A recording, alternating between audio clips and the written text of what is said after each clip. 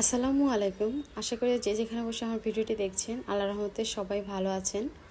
আজকের পর্বে আমি আপনাদের সাথে শেয়ার করব প্যানকেক। বাচ্চাদের, আমি বলবো বাচ্চা এবং বড় সবারই খুবই পছন্দের একটা কেক, আর খুবই অল্প সময়ে এই কেকটা বানানো যায়। আমি এখানে মাত্র একটা ডিম দিয়ে অনেকগুলো প্রায় 11টির মতো হবে প্যানকেক তৈরি করেছি। তো আপনাদের সাথে একটু শেয়ার করে নিই। একটা মিক্সিং বোলের ভিতরে আমি একটা ডিম নিয়েছি। আর ফ্রিজের ডিম যেহেতু আমাদের থাকে, তো চেষ্টা করবেন ডিমটা আধা ঘন্টা আগে বের করে দিতে।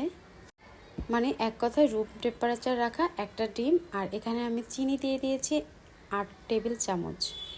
অনেক সময় হয়তো মেজারমেন্ট কাপটা আমাদের হাতের কাছে থাকে না, কিংবা ইচ্ছে করে না ব্যবহার করতে, সেই জন্য আমি চামচ দিয়ে মেপে মেপে আজকে করেছি। তো ডিমটা খুব ভালো করে ফেটিয়ে নেব। তারপর 1 চিমটি দিয়ে দিচ্ছি লবণ, খুবই টেস্ট ভালো আসবে সেই জন্য। রান্নার রেগুলার তেল আমি এখানে 8 চামচ দিয়েছি। তারপর এটাও কিন্তু বেশ সময় নিয়ে আমি ভালো করে একটু ফেটিয়ে নেব, যাতে করে তেলটা খুব ভালো করে মিক্স হয়ে যায়।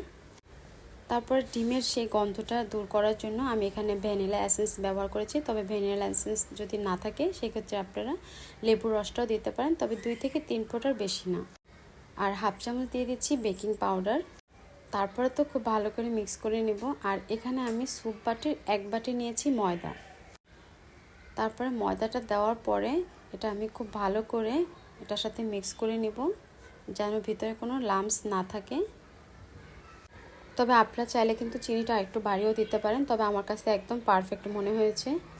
তো এখানে আমি রুম টেম্পারেচারে রাখা আগে থেকে জাল করা দুধ দিয়ে দিব। আমি এখানে 1 বাটি আর 1 বাটির অর্ধেকের চাইতে একটু কম এখানে দুধটা ব্যবহার করেছি। তারপর খুব ভালো করে ফেটিয়ে এটা আমি রেখে দেব 10 মিনিটের জন্য ঢাকনা দিয়ে। আর এটা ঠিক দেখতে ঘনত্বটা এরকম হবে। তো এখন আমি চুলায় চলে যাচ্ছি। একটা প্যান বসিয়ে তাতে একটুখানি তেল ব্রাশ করে নিয়েছি, এতে করে খুব সুন্দর করে উঠে যাবে। তারপর আমরা যে ডালের চামচটা ডাল ব্যবহার করি, সেই চামচটা দিয়ে মেপে আমি 1 চামচ এখানে দিয়ে ঢাকনা দিয়ে ঢেকে রেখে দেব কয়েক সেকেন্ডের জন্য। আর এ পর্যায়ে চুলার আঁচটা হবে মিডিয়াম টু লো, আস্তে আস্তে ঢাকনা তুলে ভিতর থেকে খুব বোঝা যায় জালি জালি হবে। পাঁচটা আমার হয়ে গেছে, তখন আমি সুন্দর করে আর কি হয়ে যাবে।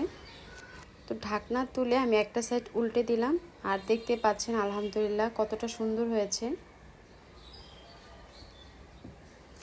তারপর আবারও ঢাকনা দিয়ে কয়েক সেকেন্ড রেখে তারপর আমি এটা নামিয়ে ফেলবো। আর এভাবেই কিন্তু আমি আমার সবগুলো প্যানকেক বানিয়ে নিব। একটু চেপে চেপে করলে তো আরও ভালো হয়, যাতে ওই পিসটাও খুব সুন্দর হয়ে যায়। ভিডিওটি ভালো লাগলে রিকোয়েস্ট থাকলো আমার চ্যানেলটি সাবস্ক্রাইব করার। আর আপনার বাসায় যদি বাচ্চারা থাকে তাহলে আজকে বানিয়ে দিতে পারেন, ওরা খুব মজা করে খাবে, এনজয় করবে আমার বাচ্চাদের মতো ইনশাল্লাহ। আর আমার এটা চুলা থেকে নামানোর সাথে সাথেই শেষ, সবাই খুব পছন্দ করেছে। আর এতটা নরম হয়েছে আর এতটা মজা হয়েছে, সব কিছু একদম পারফেক্ট হয়েছে। আর এভাবে মেপে মেপে করে আপনারা একবার হলো বানিয়ে খেয়ে দেখবেন, আশা করছি ভালো লাগবে। দেখতে পাচ্ছেন আমারটা কতটা ছিদ্র হয়েছে। তো আজ এই পর্যন্তই, আল্লাহ হাফেজ।